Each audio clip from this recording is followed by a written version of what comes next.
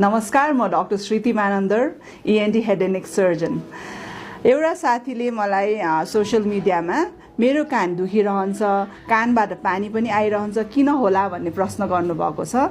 उहाँको भनाइ अनुसार कानबाट पिप आइरहेको छ भन्नुभएको होला। अब यो कानबाट पानी पिप पनि विभिन्न किसिमका हुन्छन्। जस्तै पानी जस्तो पिप आइरहेको छ भने कानको बाहिरी कानमा कुनै चोटपटक लागेर अथवा इन्फेक्सन जस्तै फङ्गल इन्फेक्सनहरू भयो भने पनि कानमा पानी जस्तो पिप आउन सक्छ। र अर्को फङ्गल इन्फेक्सन जसलाई क्यान्डिडियासिस भन्छ, अटोमाइकोसिस हैन, त्यसमा चाहिँ नि त्यो पिपको कलर सेतो हुन सक्छ, जुन चाहिँ नि दही जस्तो अथवा हाम्रो न्युजपेपर भिजाएको न्युजपेपर जस्तो आउँछ भने त्यो फङ्गल इन्फेक्सन हुन सक्छ।